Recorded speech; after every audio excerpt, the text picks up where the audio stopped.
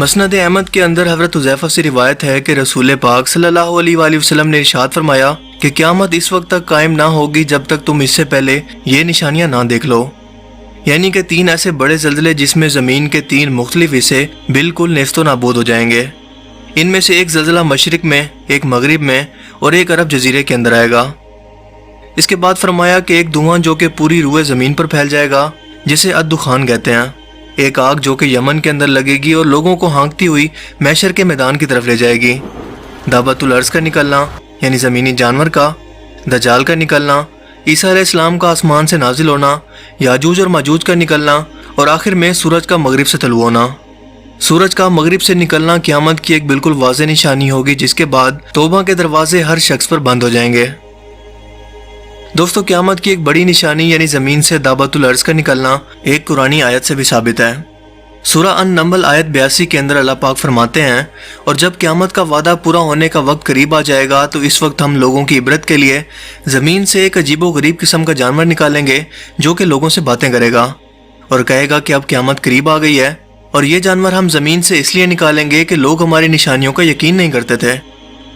جس روز سورج مغرب سے طلوع ہوگا اسی دن یا اس سے اگلے دن یہ عجیب و غریب قسم کا جانور زمین سے مکہ مکرمہ کا ایک پہاڑ جسے کوہ صفا کہتے ہیں وہاں سے اسے پھاڑ کر نکلے گا اور اپنے سر سے مٹی کو جھاڑتا ہوا مسجد الحرام میں ہجر اسود اور مقام ابراہیم کے درمیان پہنچ جائے گا۔ لوگ اس کو دیکھ کر بھاگنے لگیں گے، لیکن ایک جماعت رہ جائے گی۔ یہ جانور ان کے چہروں کو ستاروں کی طرح روشن کر دے گا اور اس کے بعد وہ باقی زمین کی طرف بڑھے گا اور ہر کافر کے چہرے پر کفر کا نشان لگا دے گا۔ کوئی شخص بھی اس کی پکڑ سے نہیں بچ سکے گا، کیونکہ یہ ہر مومن اور کافر کو پہچانے گا اور لوگوں سے باتیں کرے گا، انہیں قیامت کے آنے کی خبر دے گا، جیسا کہ قرآن کریم کے اندر ارشاد ہوتا ہے، اے مجرموں آج تم مومنوں سے الگ ہو جاؤ۔ اس طرح سے مسلم اور مجرم کا فرق دنیا کے اندر ہی ظاہر ہونا شروع ہو جائے گا، لیکن پورا حساب کتاب قیامت کے بعد ہی ہوگا۔ جس طرح سے اللہ تعالیٰ نے اپنی قدرت سے حضرت صالح علیہ السلام کی اونٹنی کو پتھر سے نکالا تھا، بالکل اسی طرح سے اپنی قدرت سے قیامت کے قریب زمین سے اس جانور کو نکالیں گے۔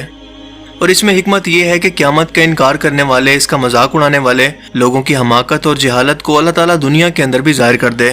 کہ جس چیز کو تم نے انبیاء کرام کے کہنے سے بھی نہیں مانا، آج اسی چیز کو ایک جانور کے کہنے سے تو تم کو ماننا ہی پڑے گا۔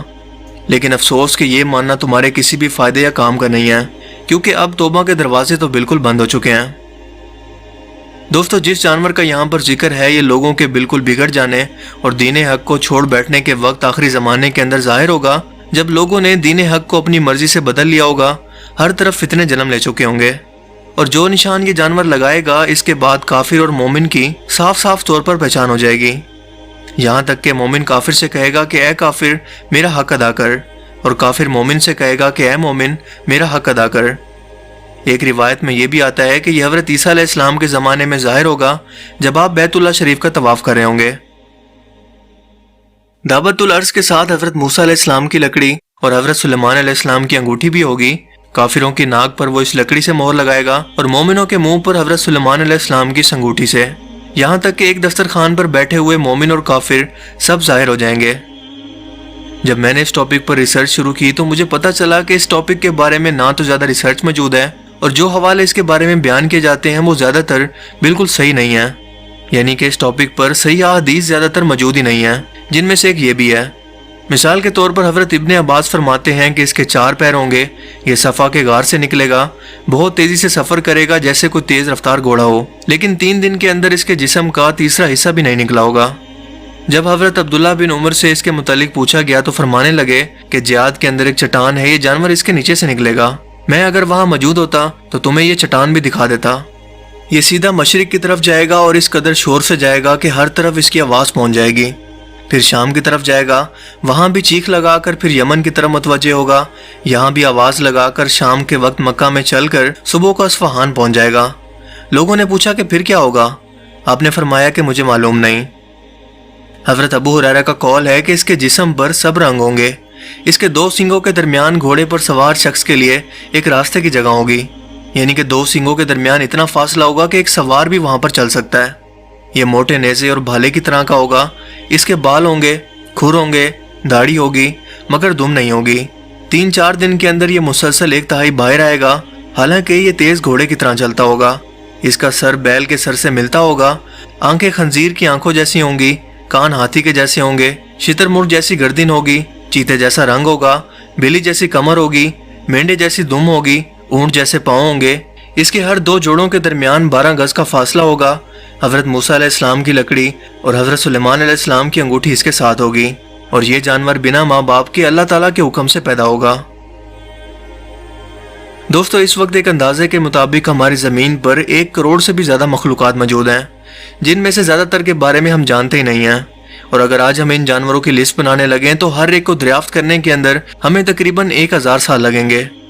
ہم انسانوں کی سوچ اور کوشش بہت مختصر ہے، مگر اللہ تعالیٰ کی قدرت کچھ بھی نیا پیدا کرنے سے عاجز نہیں ہے، جس میں یہ جانور بھی شامل ہے۔ اب آپ کو یہ کلیئر کرتا چلوں کہ اس جانور کا ذکر قرآن پاک کے اندر بھی موجود ہے، لیکن اس کی جسامت کے بارے میں جو احادیث بیان کی جاتی ہیں، جب میں نے اس پر ریسرچ شروع کی تو پتہ چلا کہ زیادہ تر احادیث اس کے بارے میں صحیح نہیں ہیں، یعنی ان احادیث کے اتھینٹک ہونے کے بارے میں کوئی ثبوت موجود نہیں ہے جو یہ بتا سکیں کہ یہ جانور دراصل کس شیپ کے اندر ہوگا، کیا یہ واقعی جانور ہوگا، یا یہ کسی ٹیکنالوجی کے بارے میں بات ہو رہی ہے، یا کسی ایسے فتنے کے بارے میں جو کہ کافر اور مومن کو آخری وقتوں کے اندر بالکل الگ الگ کر دے گا۔ لیکن دوستو، میری ذاتی ریسرچ اور سوچ کے مطابق یہ جانور دراصل ایبسٹریکٹ معنوں کے اندر بیان کیا گیا ہے۔ مثال کے طور پر اللہ کے رسول صلی اللہ علیہ وآلہ وسلم نے دجال کی سواری کا ذکر کرتے ہوئے فرمایا کہ وہ ایک لمبے کانوں والے ایک گدھے پر سوار ہوگا جس کے نیچے 70,000 لوگ اکٹھے ہو سکتے ہوں گے، اور وہ تیز رفتار سواری ہوگی جو کہ چند ہی منٹوں کے اندر دنیا کے ایک کونے سے دوسرے کونے تک پہنچ جائے گی۔ اب ذرا غور کریں کہ کیا اس طرح کے کسی گدھے کا وجود ممکن ہے کہ جو کہ اتنی بڑی جسامت کا مالک ہو کہ اس کے نیچے 70,000 لوگ اکٹھے ہو جائیں؟ کیا یہ ممکن ہے؟ اور یہ بھی کہ وہ اتنی تیز رفتاری سے پانی اور خشکی پر سفر کرے کہ چند ہی لمحوں کے اندر ہزاروں کلومیٹر کا سفر طے کرے؟ بظاہر تو یہ ناممکن ہے، لیکن آج ہمارے سامنے اسٹیلتھ ایئر کرافٹ ٹیکنالوجی موجود ہے جو کہ آواز کی رفتار سے بھی تیز سفر کر سکتی ہے اور رڈار کی پکڑ میں بھی نہیں آتی۔ یہ تیز رفتار بھی ہیں، خشکی اور پانی دونوں جگہوں پر سفر کر سکتے ہیں، اور ان کے گدھے کی طرح کے کان بھی جو کہ ایبسٹریکٹ معنوں کے اندر اللہ کے رسول صلی اللہ علیہ وآلہ وسلم نے آج سے 1400 سال پہلے بیان کیے تھے، واضح طور پر دیکھے جا سکتے ہیں۔ یعنی کہ اللہ کے رسول صلی اللہ علیہ وآلہ وسلم یہ بات پہلے سے جانتے تھے کہ یہ سواری کیسی ہوگی، کس طرح سے کام کرتی ہوگی، لیکن کیا آج سے 1400 سال پہلے عرب کے صحرا کے اندر موجود صحابہ کرام کو یہ سمجھانا ممکن تھا کہ ایسی بھی کوئی اڑنے والی مشین ہوگی جو کہ پرندوں سے بھی زیادہ تیز منٹوں کے اندر سفر کرے گی اور کئی 100 کلومیٹر کا سفر طے کر کے اتنی تیز رفتاری سے پانی اور خشکی پر موجود ہوگی کہ جس کا اس وقت کے لوگ تصور بھی نہیں کر سکتے تھے؟ اسی لیے آپ صلی اللہ علیہ وآلہ وسلم نے گدھے کی مثال دے کر صحابہ کرام کو سمجھایا، جو جانور اس وقت عربوں کے اندر موجود تھا، مگر آج 1400 سال کے بعد ہمیں اس جانور کی سمجھ اب اسٹیلتھ ایئر کرافٹ کی صورت میں آ گئی ہے۔ بالکل اسی طرح سے اللہ کے رسول صلی اللہ علیہ وآلہ وسلم نے حضرت جبرائیل فرشتے کی جسامت کا ذکر کرتے ہوئے فرمایا کہ ان کے ایک کندھے سے کان کی لو تک کا فاصلہ اتنا ہے کہ ایک تیز رفتار پرندہ 500 سال تک اڑتا رہے۔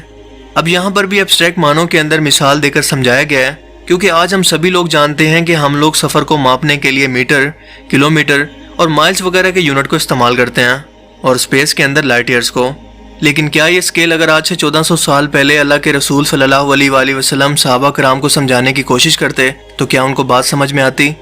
یقیناً نہیں سمجھ پاتے کہ حضرت جبرائیل علیہ السلام کے کندھوں اور کان کی لو کے درمیان 500 لائٹ ایئر کا فاصلہ ہے۔ یہ میں نے مثال کے طور پر بولا ہے، اسی لیے اس کی مثال آپ صلی اللہ علیہ وآلہ وسلم نے اس وقت موجود ایک تیز رفتار پرندے کی اڑان سے دی تاکہ صحابہ کرام اس کو ریفرنس کے طور پر سمجھ سکیں۔ اب بالکل یہی کیس دعوت الارض کے ساتھ بھی ہے، یہ بھی ایبسٹریکٹ معنوں کے اندر مثال کے طور پر سمجھایا گیا ہے، اسی لیے آپ کو بتاتا چلوں کہ دعوت الارض کا زمین سے نکلنا اور کفر و شرک اور حق پر موجود انسانوں کو الگ کرنا قرآن پاک سے ثابت ہے۔ اس کے علاوہ اس کے بارے میں جو بھی احادیث موجود ہیں، مثال کے طور پر اس کی جسامت اور اس کی خصوصیات کا ذکر جن احادیث مبارکہ کے اندر کیا گیا ہے، وہ میں پہلے بھی بتا چکا ہوں کہ معتبر یا صحیح نہیں ہے۔ یعنی یہ جانور جو 3 دن تک زمین سے نکلتا رہے گا، ممکن ہے کہ کسی ایسے فتنے یا سسٹم کی طرف اشارہ کر رہا ہو جو انسانوں کے ایمان کا امتحان لے گا۔ مثال کے طور پر یورپ اور امریکہ کے اندر آج کل RFID چپ کا استعمال کیا جا رہا ہے، جس سے کسی بھی انسان کی شناخت کو ایک نمبر یا کوڈ کے اندر بدل کر اس کی ہر ایک چیز کی نگرانی کرنا، اس کے دماغ اور سوچوں کو کنٹرول کرنا، اسے اپنی اطاعت کے لیے مجبور کرنا اور ہر وہ کام کروانا جو وہ اس سے کروانا چاہتے ہوں ممکن ہے، جس کا ذکر ہم پہلے کی ایک ویڈیو کے اندر تفصیل سے کر چکے ہیں، اور اس پر ایک فلم دی گریٹ اسٹیٹ کو بھی میں نے ایکسپوز کیا ہے کہ کیسے سچ دکھانے پر اس فلم کے ڈائریکٹر ڈیوڈ کرولی کو اس کے بیوی بچوں سمیت گھر کے اندر قتل کر دیا گیا۔ ممکن ہے یہ جانور دابا اسی ٹیکنالوجی کے فتنہ کی طرف اشارہ کر رہا ہو، اور یہ جانور جب حملہ کرے گا تو جو شخص بھی اس فتنے کو اپنائے گا اس پر یہ چھاپ یعنی کہ اپنا نشان لگا دے گا، جس سے کافر کافر رہے گا، اور جو اسے نہیں اپنائے گا وہ اپنا ایمان بچا لے گا۔ یہ نشان جسے مارک آف دی بیسٹ یا شیطانی چھاپ بھی کہتے ہیں، اس کا ذکر بائبل کے اندر بھی موجود ہے۔ اسی طرح سے یہ فتنہ دنیا بھر کے اندر پھیل کر لوگوں کا امتحان اس طرح سے لے گا کہ اس وقت آپ کی شناخت، آپ کا بینک بیلنس، آپ کا کھانا پینا، سب کچھ اسی چپ کی مدد سے خریدنا ممکن ہوگا۔ اسی لیے صبر کرنا اور اس وقت پر اپنے ایمان پر سلامت رہنا آپ کے مومن ہونے کی نشانی ہوگی۔ اس ٹاپک کو اگر آپ مزید ڈیٹیل سے سمجھنا چاہتے ہیں تو اس پر میری ایک پوری ویڈیو موجود ہے، جس کا لنک آپ کو ڈسکرپشن میں مل جائے گا۔ ہم انسان تو محض قرب قیامت کا وقت آنے سے پہلے اللہ کے رسول صلی اللہ علیہ وآلہ وسلم کی بیان کردہ نشانیوں کا بس اندازہ ہی لگا سکتے ہیں، لیکن اس وقت ان نشانیوں کے اندر بہت زیادہ شدت آ چکی ہے۔ جیسا کہ آپ صلی اللہ علیہ وآلہ وسلم نے فرمایا تھا کہ قیامت کی نشانیاں تسبیح کے دانوں کی طرح ہیں، اور جب تسبیح ٹوٹتی ہے تو ایک ایک کر کے پوری تسبیح بکھرنا شروع کر دیتی ہے۔ اللہ تعالی ہمارے ایمان کی حفاظت فرمائے اور ہمیں شیطانی فتنے کو سمجھنے کی توفیق عطا فرمائے، آمین۔